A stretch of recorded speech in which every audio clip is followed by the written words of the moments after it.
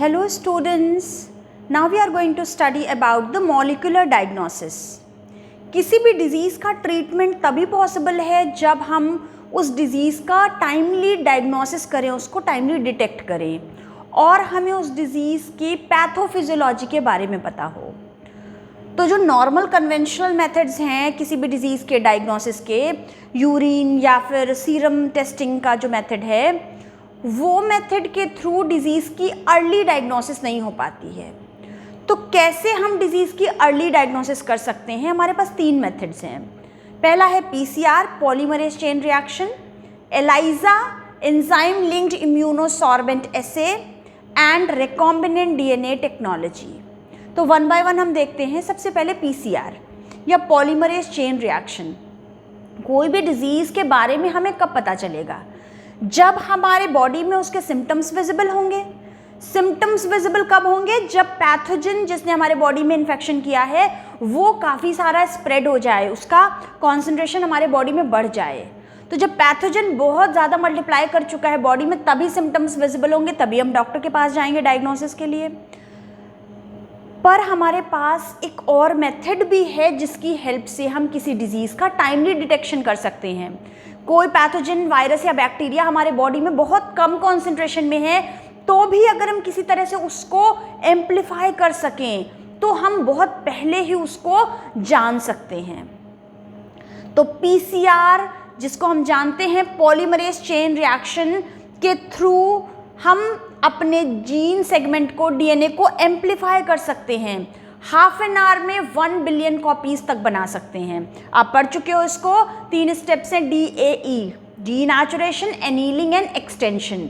सबसे पहले हीट करके DNA को हम दोनों स्ट्रैंड्स को सेपरेट कर लेते हैं, फिर प्राइमर अटैच करके, एनीलिंग है ये स्टेप, और फिर वो प्राइमर पूरा कंप्लीट DNA स्ट्रैंड बना देता है, दैट इज एक्सटेंशन। न्यूक्लियोटाइड्स को ऐड करके यहाँ पर पूरा DNA बना देता है।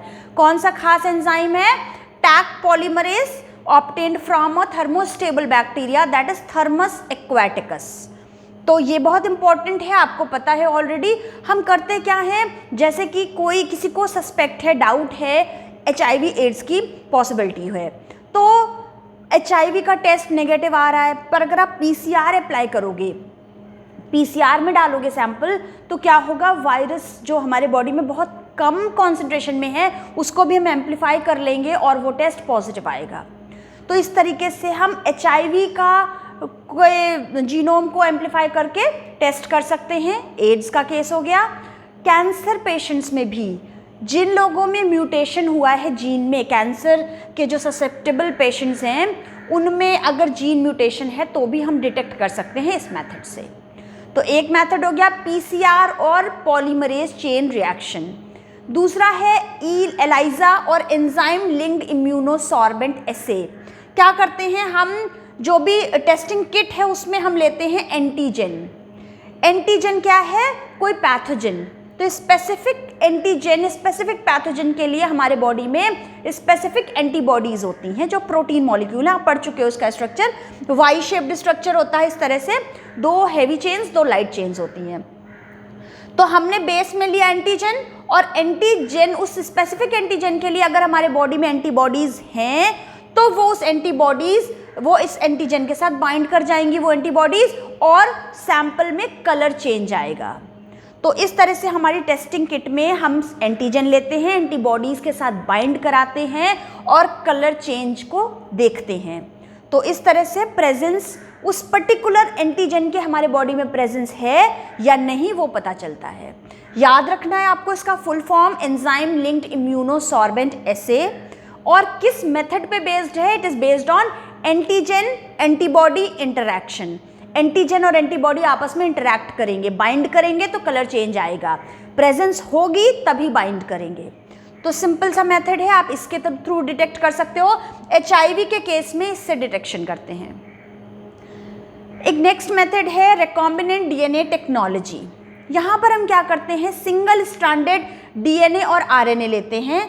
सिंगल स्ट्रैंडेड DNA और RNA को हम रेडियो एक्टिव लेबल कर देते हैं, रेडियो एक्टिव मॉलिक्यूल के साथ टैग कर देते हैं। फिर हम उसको अपने DNA सेगमेंट के साथ हाइब्रिडाइज करने के लिए छोड़ देते हैं, क्योंकि ये कॉम्प्लीमेंट्री है, तो उस नोन सेगमेंट के साथ जाके बाइंड कर लेगा, हाइब्रिडाइज कर लेगा। ये हमने कहाँ पर पढ़ा था? जब हमने पढ़ा था डीएनए फिंगरप्रिंटिंग, वहाँ पर भी हम रेडियो लेबल्ड प्रोब यूज़ करते थे। यहाँ पर भी हम रेडियो एक्टिव मॉलिक्यूल के साथ लेबल करके इसको प्रोब यूज़ कर रहे हैं, और ये जहाँ भी कॉम्प्लीमेंट्री है वहाँ बाइंड कर लेगा। पर अगर यहाँ बीच में कहीं म्यूटेशन हुआ है तो ये बाइंड नहीं कर पाएगा, तो म्यूटेशन वाले पॉइंट पे ये बाइंड नहीं कर पाएगा। इस तरह से हम इसको डिटेक्ट कर सकते हैं। इस तरह से हम ऑटो रेडियोग्राफिक प्लेट पे इसको डिटेक्ट कर सकते हैं। हम यहाँ पर ये फोटोग्राफिक प्लेट पे विजिबल होगा, जहाँ हाइब्रिडाइज हुआ है जो नॉर्मल वाला है, और जहाँ म्यूटेशन हुआ है वो हाइब्रिडाइज नहीं करेगा। तो these are the methods of early detection of disease, molecular diagnosis.